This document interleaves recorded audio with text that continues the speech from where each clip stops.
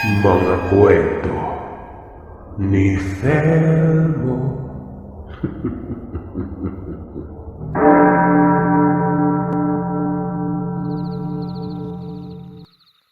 Itago niyo na lamang po ako sa pangalang Christine.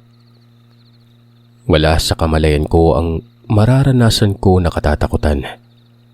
Kumbaga, hindi ko inaasahan. Nangyari ito sa lugar namin sa Amlan. Hindi na may pagkakailana sa Amlan, lalo na sa bukid banda. Maraming aswang. Ewan ko lang ngayong kasalukuyan. Basta noong dekada 90, bantog at marami ang mga ito. At ito na yung mga panahon kung saan ako nakaranas ng ganitong klaseng katatakutan. Itong taong tahimik, mabait, mapagbigay at saksakan ng talino ay meron palang itinatago sa sarili nun. Kung kilabot lang ang pag-uusapan, siguro maihahalin tulad ng kilabot ko noon sa naranasan ng ibang mga sender dito sa channel. Nakakabaliw at talagang hindi ko mapagtanto ang lahat. High school ako, 4th year, at isa sa mga nakahanay bilang may mataas na marka. Hindi ko naman sana mararanasan ito kung hindi lang ako medyo naging malandi. I mean, hindi yung iniisip niyo dyan, Sir Seth. Pero may kinawiwilihan ako at pinili ko maging ganito. Kunwari wala lang pero may motibo. Ang taong pinupukol ko, katabi ko lang at ito na nga yung kinawiwilihan ko na pangalanan nating Franz. Bali boys at girls kasi sa bawat upuan para iwas sa tabi-tabi. Maging sa ibang subject ganun din nun. Yung mga barkada mo malayo sa'yo. Pero sa science subject ko lang siya nakakatabi. Transfer siya at galing siya sa bukiran ng Amlan. Natatawa talaga ako sa pinaggagawa ko noon. Nagsusulat kasi ako sa kapirasong papel tapos pinapabasa ko sa kanya na sabay kaming mag-recess. O kung hindi naman kaya, sabay kami sa pag-uwi noon. Sumasagot ng sulat. Wala daw problema. Hanggang sa kalaunan ay nakuha ko talagang simpatya nito at naging close kami. Kung anong mga projects noon magkakagrupo kami. At kung ang project ay pang dalawahan lang, kami ang magkasama. Lalo na yung proyekto noon na pinagawa kami ng Dynamo. Kung hindi ako nagkakamali ay naranasan na rin ito ng iba. Coil o wire at magnet. Etong coil o wire, pinapaikot pabilog at tinidikit ito sa tingting.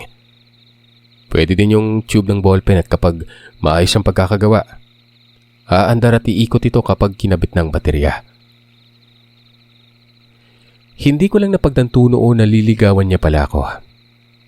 Nakakayaba namang bigla na lang nagparamdam na kung pwede ba umano kapag magkasama ulit kami sa pag-uwi.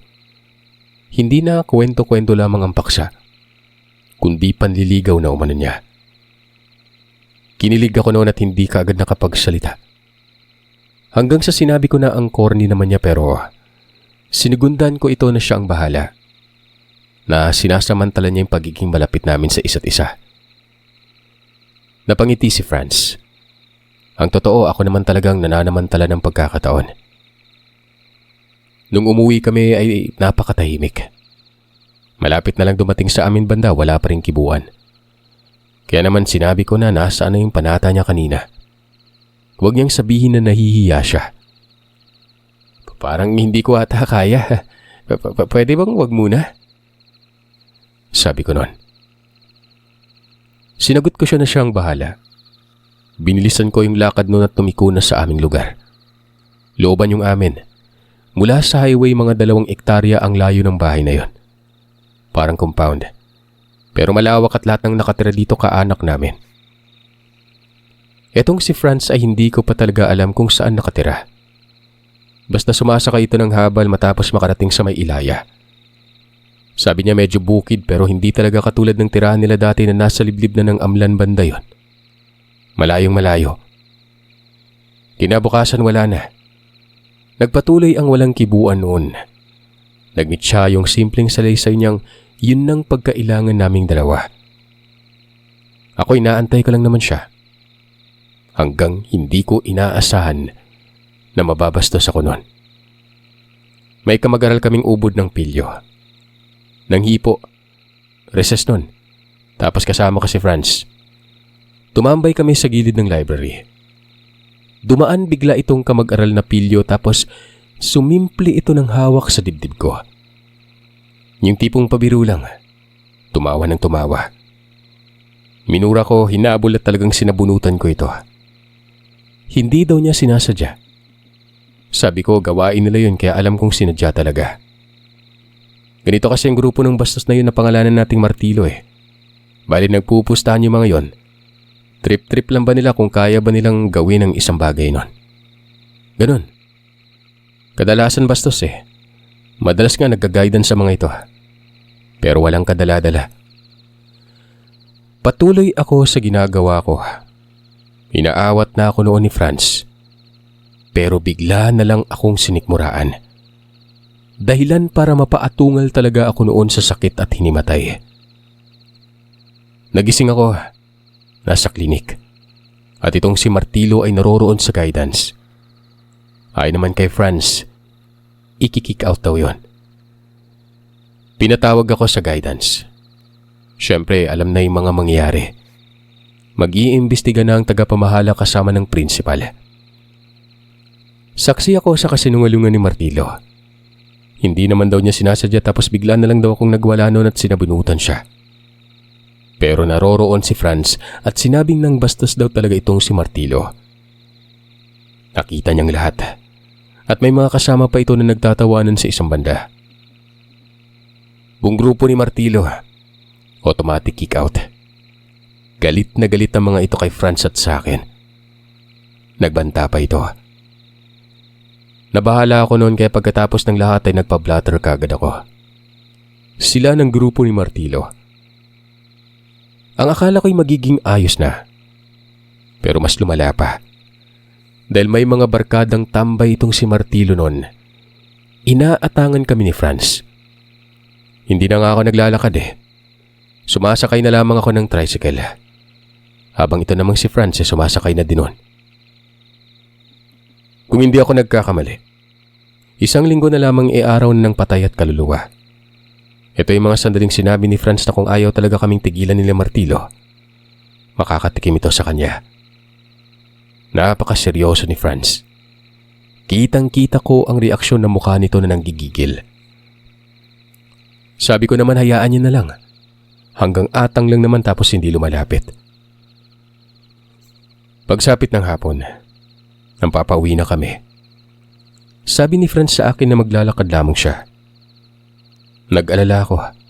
Sinabihan ko siya na ako nang bahala sa pamasahe basta sumakay lang siya pero nagmatigas ito. Sinabi pa noon na yung pananakit daw sa akin ni Martilo. Pinalampas niya lang. Pero na hindi na siguro tama naggambalain pa kami nito araw-araw. Sinabi kong sasama ako. Sasamahan ko siya. Hindi umimik ang binata. Naglakad lang ito at wala itong ingay at napakatahimik talaga.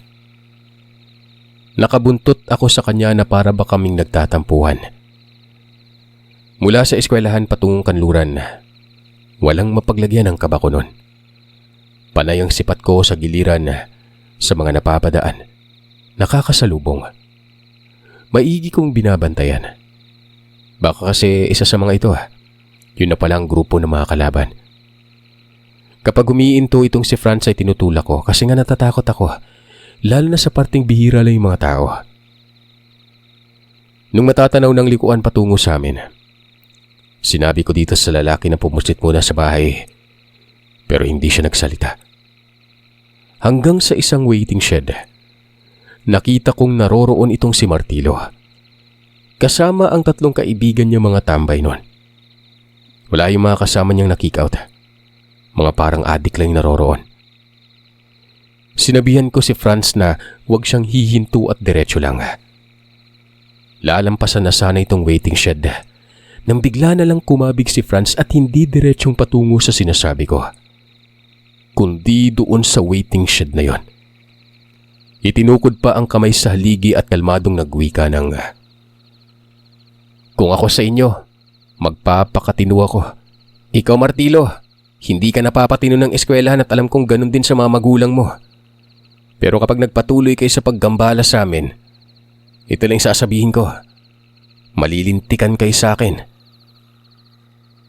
Napabuntong hininga talaga ako nun. Nanigas yung kaugatan ko eh. Hindi ako nakagalaw.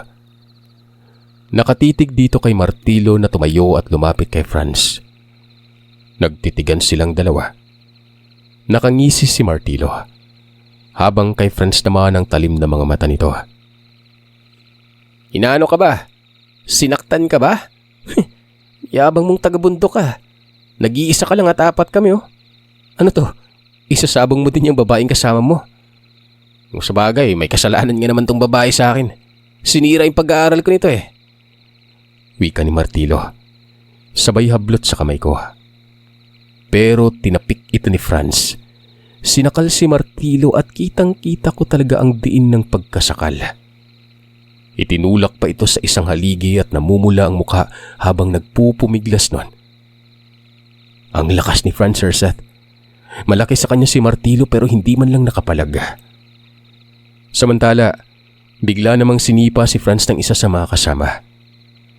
Matapos masipa, sinakmal ni Franz sa mukha. Halos bumaon ang kuko nito sa pisngi nun. Binitawan din naman kaagad yun at itinulak. Binitawan na din si Martilo at umuubo ito. Akmang may bumunuting kung anong isa pa pero pinangdilatan ito ng mga mata ni Franz kasabay ng pagwika ng mamamatay ka lang kapag itinuloy mo yan. Gulat na gulat ako noon. Iba ang boses ni Franz. Gasgas na parang hinugot sa lalamunan. Itong si Martilo ay napapitlag. Tumakbo ang tatlong mga kasama. Si Martilo na lamang ang naroroon at hindi nakapagsalita. Naupo ito at kitang-kita ko ang panginginig ng katawan niya. Sabi ni Martilo ay demonyo daw si Franz. Muling nagsalita si Franz pero hindi nagasgas ang boses nito. Walang ibang demonyo dito kung hindi kayo. Mabuti sinakal lang kita eh. Mabuti yun lang ang naisipan ko. Dahil kung iba pa, walang minuto, patay ka na. Umalis ka dito. Wag ka na magpapakita sa akin muli ha. Dahil kapag ginawa mo yun, asahan mo ng mas malala pang gagawin ko sa'yo. 10 na mga kasama mo. Hindi ko kayo patutulugin. Matapos makapagsalita nitong si Franz, parang tutang umalis si Martilo. Ako noon hindi pa nare-register lahat ng mga kaganapan. Naroroon pa ako sa estado ng pagkabigla. Hindi sa presensya nila Martilo kung hindi ang ginawa ni Franz noon. Tumitig ito sa akin at nagudyat ng pagtango. Ang sabi ng lalaki ay ihahatid niya raw ko sa amin. Araw-araw niya akong ihahatid.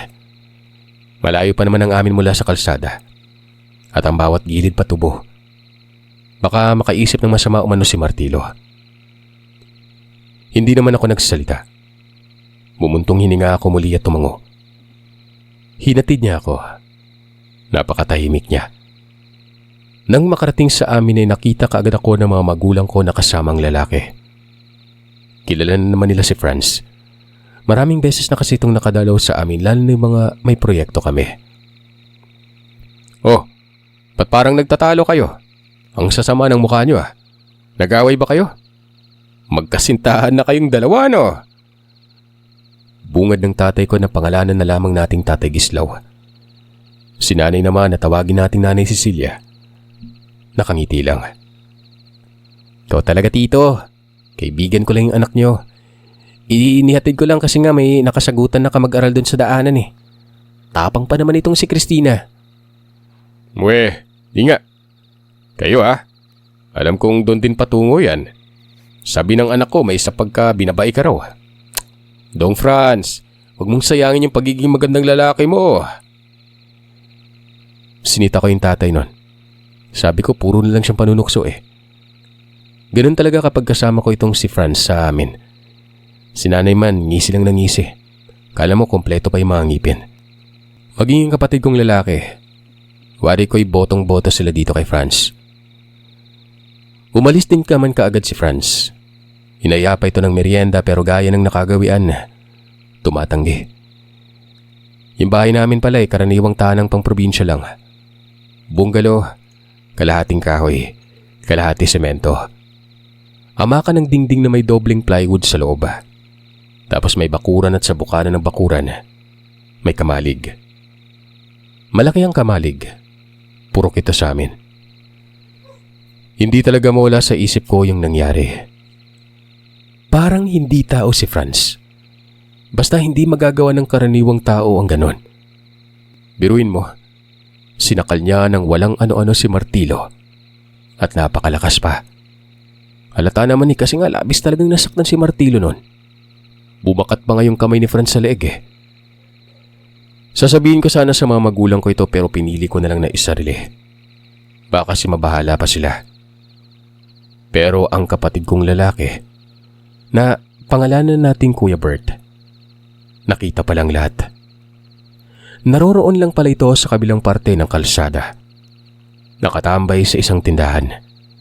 May looban din kasi sa kabilang parte nun. Sikreto akong kinausap. Matapos ko lang makapagbihis at magsasaing sana, lumapit yun at nagwika ng, tutulong sana ako eh. Pero nagulat ako sa naging asta ni Franz. Ganun lang niya pinanton yung mga tambay oh. Nakakapangilabot naman yun. Yung kaibigan kong tindero nakita eh. Ganyan bunso, ganyan yung mga lalaki. Huwag mong papakawalan yun ha. Kala ko naman kuya kung ano na. Ay naku sa'yo kuya. Magkakaparehas talaga kayo na ugali ni tatay. Umalis ka't naawalibadbaran ako sa mukha mo eh. Tatlo kaming magkakapatid. Ang pinakabunso ako. Sunod si Kuya Bert ang panganin na babae. May asawa na.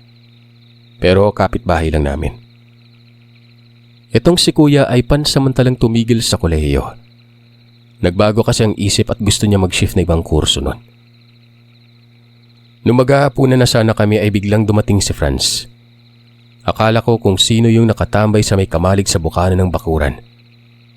Pagsilay ko, si Franz pala. Hindi ko sinabi sa mga magulang ko kasi nga tutuksoy na naman ako nito. Wika ko na lang, mamaya na ako kakain. Wala pa akong gana.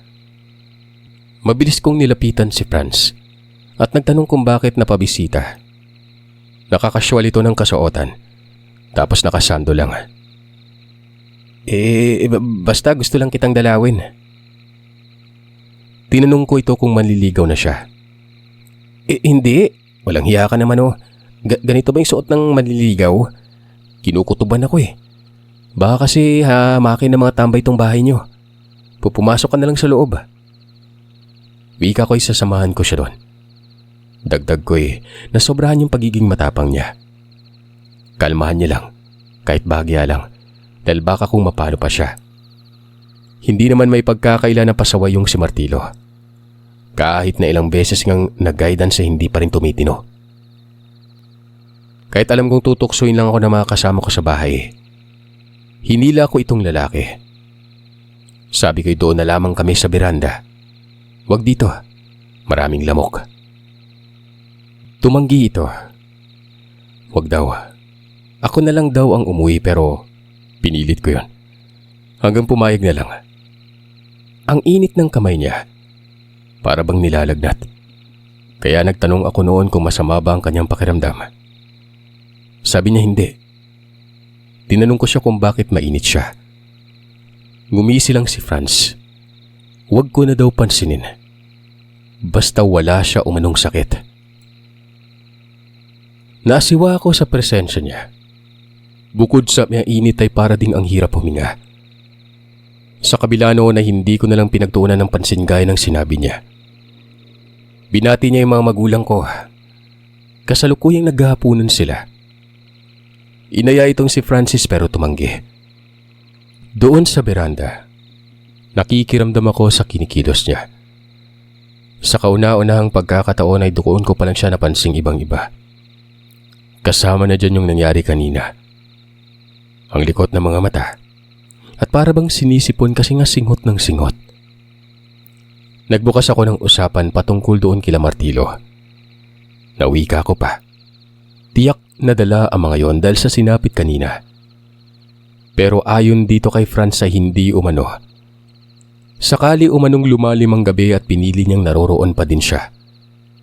Hayaan ko na lang daw. Kahit paabuti ng umaga, mananatili siya sa bahay namin. Takang-taka ako nun. Parang baliw na itong lalaking ito eh. Tinatanong ko naman kung ano ba talaga ang problema. Paulit-ulit lang na sinasabi na posibleng manghamak daw ang grupo ni Martillo.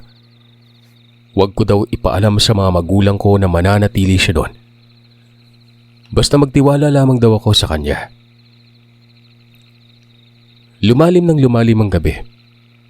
Etong si tatay, sinabing bakit hindi daw umuuwi pa itong si Franz. Ako nang nagpaliwanag. Lumapit ako at binulungan ko ang tatay. Sinabi ko na lang na nanliligaw ito. Napangiti naman ang padre di pamilya. Tumanguyon at sinabing hindi daw sila mangdidistorbo. Gaya ng nabanggit ko, gusto nila si Franz. Sino bang hindi bukod sa mabait, may itsura, moreno, maganda mga mata. Mapupungay na may makapal na kilay at matangos na ilong. Parang anak ng Arabo. Pero katamtaman na yung tangkad niya. Nasa 5'6". Balbunin. Kulot ang buhok. Mag-aalas 10 na noon ang pinili kong magpahinga. Nabagot ako dahil nga walang kausap-usap.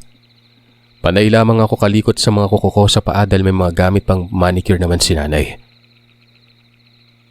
Tumangulang itong si Franz. Tapos mahinang sinabi na doon lang daw siya sa may kamalig sa bukana ng bakuran. Pabor ang silid ko sa biranda kaya makikita ko lang siya kapag sumilip ako sa bintana. Sila nanay at tatay, nasa kasunod na silid. Habang si kuya, doon naman ito sa likod lagi natutulog. Bantay yun sa mga alagang manok at baboy namin. Sa kulungan ng baboy ay may lautin sa itaas banda. Doon siya natutulog. Naiinda naman ito ang amoy ng mga baboy. Binuksan ko lang ang bintana para sakaling may mangyari sa labas. Marinig ko kaagad. Ilang mga sandali lang matapos kong humiga. Kumalampag ang bubungan namin. Sunod-sunod ang kalampag na ito na para bang may nangbabato. Nabulabog kami nun. Nagmumura ang tatay at kaagad lumabas. Ako'y nakasilip lamang sa bintana. Tinatanaw ko kung saan banda ang nambabato. Kasabay naman ito'y sinisipat-sipat ko din si Franz. Hindi ko makita si Franz doon. Patay kasang ilaw doon sa kamalig. Para bang pinihit ni Franz ang bumbilya. Gawa ng bukas naman lagi ito. Gumala si tatay tapos patuloy sa pagmumura. Hanggang sa lumabas na rin ako noon at si nanay naroroon sa may sala. Nakasilip. Tinungo ko yung kamalig. Walang tao. Pinihit nga ni Franz ang ilaw. Dahil nang ibalik ko ito, nagkaroon ulit ng liwanag. Maya-maya ay may sumigaw doon sa may bandang unahan. Sa kabilang parte ng daanan. Tubuhan doon banda at talagang itong nagsisisigaw para bang may nag-aaway. Pupuntahan ko sana kaso sinabihan ako ng tatay. Sabi pumasok daw ako sa loob. Kinukutuban talaga ako na totoo ang mga sinasabi ni Franz.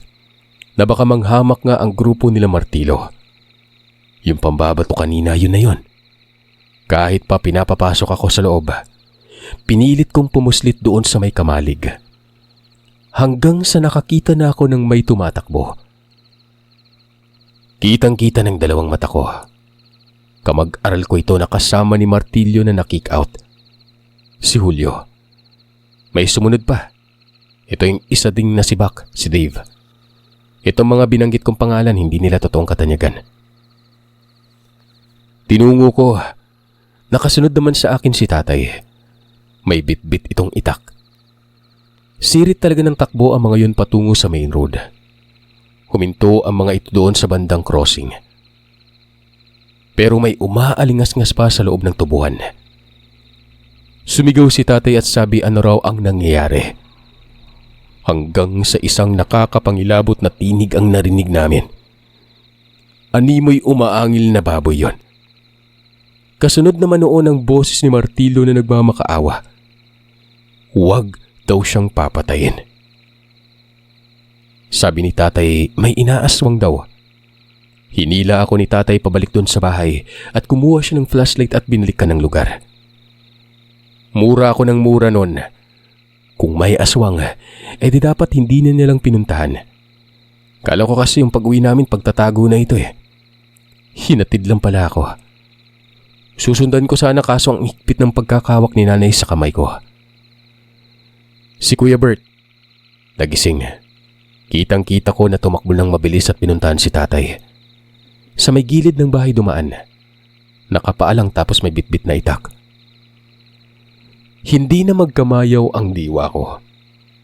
Natataranta ako na may kasamang pag-aalala. Sabi ko sa nanay ko bitawan niya ako at baka kung mapano pa sila ni tatay. Pero wala. Sabi ni nanay ay huwag daw. Hayaan daw sila dahil nga mga lalaki naman ito. Sabi ko may aswang. Wika naman ni nanay ay alam niya kasi nga ultimong siya ay narinig ang kakaibang tinig kanina. Ilang mga sandali. Sunod-sunod na putok ng barilang umalingaw-ngaw sa lugar. Kasabay naman ito ay nakita ko si Martillo na lumabas sa tubuhan at may hawak na baril.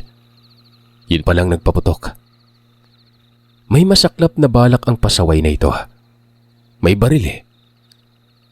Hanggang sa lumabas na sila tatay at ganun na lamang ang pagkagulat ko noon kasi nga paika-ikang naglalakad si tatay.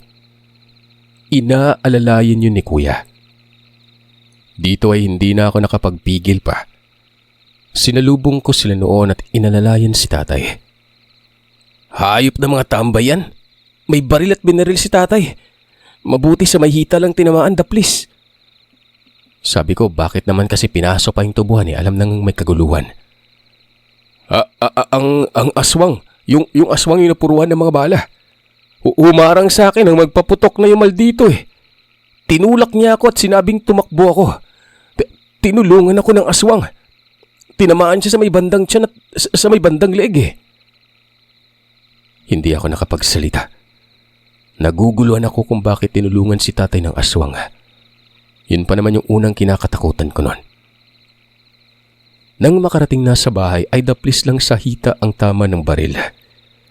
Gilid na gilid lang talaga. Ang dami ng mga tao na bulabog ng lugar. Ultimong ang kapatid kong babae na may asawa na naroroon. Ito ang nagmungkahi na dalhin si tatay sa ospital pero sinabi naman ng tatay Gislaw na hindi na kinakailangan. Mas dapat umanong tulungan yung aswang na tumulong sa kanya kasi nga malala ang tama ng baril noon. Ginalugad ng mga kapitbahay namin yung pinangyarihan. Napakaraming nagkalat na dugo. Walang aswang ang natagpuan pero may mga tumpok ng bato doon. Yun na siguro ang pambato sa amin. May dumating na kapulisan pero wala eh. Ganun talaga yung mga ito. Puro pagtatanong. Sinabi ko naman na yung may hawak na baril kamag-aral ko na na-kick out. Niwala ang mga ito sa sinabi kong tao pero sa aswang hindi. Baka daw malikmata lang. Etong si Martillo pinuntahan ng kapulisan pero wala sa bahay. Ultimong yung mga kasama wala din. Puyat na puyat ako nun. Pero pinili ko pa rin pumasok sa eskwelahan. Nakaabot sa eskwelahan ang nangyari sa amin. Sako-sako mga katanungan ang inabot ko. Ang iba'y sinasagot ko pero ang iba'y nababanas na ako nun. Paulit-ulit na lang. Alam niyo yung mas nakapagtataka, Sir Seth. Hindi ko nakita si Franz. Wala siya. Takang-taka ako nun. Ni isang beses ay hindi ito lumiliban. Nakakaramdam ako ng hindi maganda ng sitwasyong ito. Hindi ko naman mapagtanto kung naroroon siya kagabi kasi nga aswang lang yung naroroon eh. Pero may sumasagi sa isipan ko. Hindi kaya si Franz yun? Niligtas si tatay eh. Sa kabila ng lahat ay hindi ko muna sinarang pag-iisip ko. Baka iba lang yon. Naisipan kong puntahan si Franz. Ang problema, sa tagal na naming magkakilala ay hindi ko alam kung saan siya nakatira. Ilaya din yung kanila. Pero gaya ng nabanggit niya patungong bukid kaso nga lang, Walang detalye sa kung saan ba talaga. Hanggang sa biglang nagmarka sa diwa ko nang magtanong doon sa mga habal driver. Wika ko sa sarili ko kapag uwian na, pupuntahan ko ito. Yun nga yung ginawa ko. Sumaglit muna sa amin. Nagbihis at nang malingat ang mga magulang ko, sumibat ako nun. Alam ko naman kasing hindi ako papayagan ng mga ito kapag nagpaalam pa ako. Malalakad lang ang terminal ng habal. Nagmamadali ako nun. Kasi nga hapon na at tiyak na aabutan ako ng dilim. Nung makarating na sa may habal terminal, nagtanong ako sa kung saan nakatira yung estudyanteng kulot ang buhok at may itsura. May suki pala doon ito. Sumabat ito at sinabing si Franz Baumano. Tumango ako at sinabi kong ihatid ako doon. Sumakay ako sa habal. Bukid nga. Pero hindi gaya ng lugar talaga nila Franz kung saan sila nakatira dati. Malapit lang kasi yan sa Balinsasayaw. Pagkababa ko ay tinuro lang kung saan ang daanan. May papasok at may natatanaw akong bahay. Sabi ko, sana ito na yung bahay at hindi na ako pahirapan pa. Magtatakip silim na eh. Napapangmura nga ako, dapat umabsent na lang pala ako kaninang tanghali. Itong bahay na nakikita ko mula sa kalsada.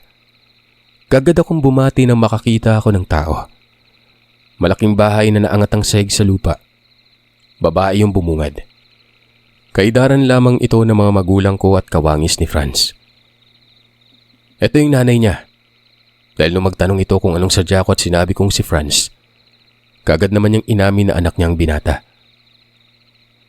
Tinanong ko kung bakit hindi ito pumasok. Sabi nito, hindi daw ba. Kagabi daw kasi nagpaalam ito na uuwi daw siya sa bahay ng lola niya. Maagang umalis, mga 6:00. Hindi pa daw bumabalik. Niyaya niya akong sumaglit muna. Pangalanan natin yung ginang na ito na Nanay Pasit. Dagdag nito ay ano ba daw ang pangalan ko. Sinabi ko naman kaagad yon. Napatakip ng bibig ang nanay ni Franz tapos lumapit sa akin at tinitigan akong maigi. Pagkagandang dilag pala itong nobya ng anak ko. Umari ka, akit ka muna sa bahay. Wala dito yung tatay niya. Bugtong na anak lang namin si Franz. Sumunod ako sa matanda. Umakyat ako ng bahay at doon ako sa beranda pumuslit. Maya-maya ay nakita ko si Franz na paparating. At nang makita naman ako nito, biglang kumabig yun sa kakahuyan na parabay nahihiya. Kagad ko itong pinuntahan. Hindi ako nakapagsabi doon sa nanay nito na ipinagtitimpla ata ako ng kape noon. Tinungo ko kung saan siya nagtago. Wala doon. Napakabilis maglaho. Kakahuyan yun eh. Hindi naman ganun kaliblib. Ginalugad ko ang lugar kasabay ng pagsambit sa pangalan niya.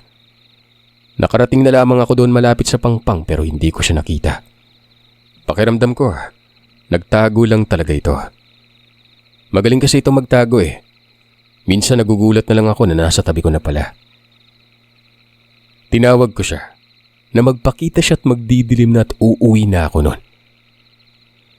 Hanggang sa nakarinig ako ng lagitik na maliliit na tangkay. Nakita ko siya. Nanlaki ang mga mata ko kasi nga may mga mansya ng dugo sa katawan niya. Hindi ako nakakibo. Nakakayuko lamang ito na parabang malungkot. Hawak niya ang tiyan niya noon. Lumapit ako. Sabi ko anong nangyari sa kanya. Hanggang sa may nakita kong sugat sa may gilid ng leeg niya. Butas yun. Gulat na gulat ako sabay tabon sa bibig ko. Dahil naalala ko ang mga sinabi ni tatay na yung aswang ay may mga tama ng baril at tugma ito sa kung anong nasisilayan kong sugat dito kay Franz. Sa tiyan at sa leeg. Niyakap ko ito. Kahit pa man alam kong siyang aswang ay hindi ako natakot. Awang-awa ako sa kanya. Sabi ko dapat hindi na lang niya kinakailaman sila Martilo. May dalang baril at nabaril pa siya. Alam mong lahat? Paano? Sinabi ko sa kanyang alam kong siya ang humarang kay tatay. Kaya't siya ang tinamaan ng bala. Hindi alam ni tatay na siyang aswang. Na ako lang ang nakakaalam base sa nakita kong mga sugat niya. Sabi ko sa mama siya, dadalhin ko siya sa ospital. Wag na, gagaling to. Huwag ka mag-alala sa akin. Hindi ka takot? Alam mong aswang ako? Sinabi ko namang hindi ako natatakot sa kanya. Tinanong ko pa siya kung sigurado ba siyang hindi siya dadalhin sa ospital gawa ng tila nahihirapan siya noon. Hinigpitan ko yung yakap. Nagpasalamat ako sa pagsakip niya sa tatay ko. Pero pinagalitan ko pa rin ito kasi nga hindi naman mangyayari yun kung hinayaan niya lang. Kapag hindi ako gumawa ng paraan, papatayin kayo ng mga yun. Galit na galit sa'yo si Martilo. Ba't ko alam? Gabi-gabi ko kayong binibisita at inaalam ko yung lahat. Mga adik yung mga yun. Bago ako pumuslit sa inyo, pinuntahan ko muna si Martilo. Nandun yung mga kasama niya. Tama ako ng hinala. Kung hindi ko pinuntahan at hindi ako pumuslit dun sa bahay niyo, malamang may mangyayari talaga sa inyo. Hindi ko hahayaan na saktan yung mga taong tumator sa akin na tao. Yung mga taong mababait. At isa ka sa kanila. Dinala ko siya sa bahay nila. Gulat na gulat ang nanay niya. Inamin ko sa nanay na alam ko ng aswang sila. Huwag mag-alala dahil ako lang ang nakakaalam nito. Nasermonan ako ng nanay niya. Hindi daw lahat sila aswang eh. Ang tatay lang doon ni Franz at si Franz. Ito ang dahilan kung bakit sila lumikas sa dating lugar dahil nga pinag-iinitan sila ng ibang aswang doon. Dahil itong si Franz ay galit umano sa katulad niyang aswang. Lalo na yung ubod ng sama. Yung pag-uusap namin yon, alam kong naging bukas kaagad ang nanay niya sa akin. Pero kung ibang tao lang siguro nako, sino nga amin, di ba? Bumalik sa eskwelahan si Franz. Yung mga pasaway ay nadakip ng pulis. Itong Martilo, napakaraming sugat. Kalmot, halos lumuwa ang isang mata. Naiisip ko na mabuti na lang at hindi pinatay ni Franz. Dito ay mabilis na naghilom ang mga sugat ni Franz noon. Manghang-mangha talaga ako noon. Isipin yung isang araw lang. Mula noong mga sandaling pinuntahan ko siya at kinabukasan nagkita kami sa eskwelahan. Wala na yung sugat. Pilat lang ang meron sa kanya. Bumalik sa normal ang lahat. Mas naging malapit kami sa isa't isa. Panay na itong bisita sa akin. Bumibisita din naman ako sa kanila. Yung tatay niya tuwang-tuwa na makita ko tapos nagpasalamat ito at tinanggap ko raw yung anak nila. Para lang daw ang nanay ni Franz na tawang turing sa kanya imbis na aswang. Nagtuloy-tuloy ang relasyon namin at ilang beses ko nang nakitang may sumpong ito. Pero hindi lumalabas ng bahay. Kapag tahimik lamang ito at napakainit niya, yun na yun. Pero hindi ko nakita ni isang saglit ang buong aswang niya. Hindi ito pinakita ni Franz sa akin. Yung tatay ko raw nakakita na sa buong anyo. Kung ganun, napakapangit pa lang talaga.